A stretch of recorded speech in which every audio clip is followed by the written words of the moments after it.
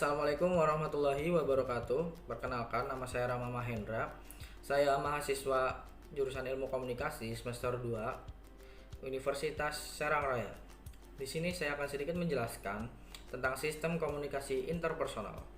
Dalam sistem komunikasi interpersonal, ada yang namanya atraksi interpersonal. Menurut Jalaluddin Rahmat, atraksi interpersonal adalah kesukaan pada orang lain, sikap positif, dan daya tarik seseorang. Makin tertarik pada seseorang, makin besar kecenderungan berkomunikasi dengannya. Dalam atraksi interpersonal ada yang namanya faktor personal. Faktor personal dibagi menjadi 4: kesamaan karakteristik personal, tekanan emosional, harga diri yang rendah, dan isolasi sosial. Kesamaan karakteristik adalah orang yang memiliki kesamaan dalam nilai, sikap, keyakinan, ideologis, cenderung saling menyukai. Mereka yang bersahabat menunjukkan korelasi yang erat dalam kepribadiannya. Contohnya, saya akan lebih berteman dengan orang yang memiliki hobi yang sama, sikap dan keyakinan yang sama untuk dijadikan teman. Yang kedua adalah tekanan emosional. Bila orang berada dalam keadaan yang cemas atau harus memikul tekanan emosional, ia akan menginginkan kehadiran orang lain. Contohnya, dalam pengalaman saya, ketika ada teman saya yang sedang terpuruk atau sedang cemas, mereka lebih membutuhkan saya atau orang lain untuk dijadikan teman curhat. Yang ketiga ada harga diri yang rendah. Orang yang rendah diri cenderung mudah tertarik pada orang lain. Yang keempat, isolasi sosial.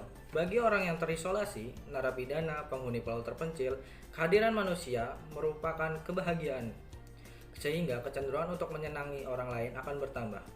Yang keempat ada isolasi sosial. Bagi orang yang terisolasi, seperti narapidana, penghuni pulau terpencil, kehadiran manusia merupakan kebahagiaan, sehingga kecenderungan untuk menyenangi orang lain akan bertambah. Sebagai contoh, orang yang sering di rumah saja akan lebih senang kedatangan orang dan akan lebih menyenangi orang lain supaya betah di rumahnya gitu loh. Ada juga yang namanya faktor situasional. Faktor situasional terdiri dari 5 bagian, yaitu daya tarik fisik, ganjaran atau reward, familiarity, kedekatan, dan kemampuan. Daya tarik fisik. Beberapa penelitian telah mengungkapkan bahwa daya tarik fisik seringkali menjadi penyebab utama atraksi interpersonal. Orang cantik dan tampan juga lebih efektif dalam mempengaruhi pendapat orang lain dan biasanya diperlakukan lebih sopan. Ganjaran atau reward. Kita akan menyenangi orang yang memberikan hadiah kepada kita, bisa berupa bantuan, dorongan moral, pujian, atau hal-hal yang meningkatkan harga diri kita. Seperti contoh, dalam pengalaman saya, jika ada orang yang butuh bantuan, kita harus menolongnya dan memberi pujian seperti terima kasih atau apa untuk meningkatkan harga diri kita. Yang ketiga ada familiarity. Jika kita sering bertemu dengan seseorang yang belum kita kenal sebelumnya, kita akan menyukainya. Dalam artian menyukainya itu seperti orang itu murah senyum, seperti itu, mempunyai daya tarik yang tinggi, walaupun sebelumnya belum pernah mengenalnya gitu. Yang keempat ada kedekatan.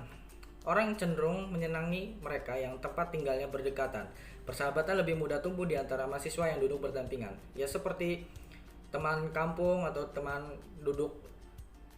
sebangku gitu, akan lebih cepat akrab dibanding orang yang jaraknya jauh. Yang kelima ada kemampuan.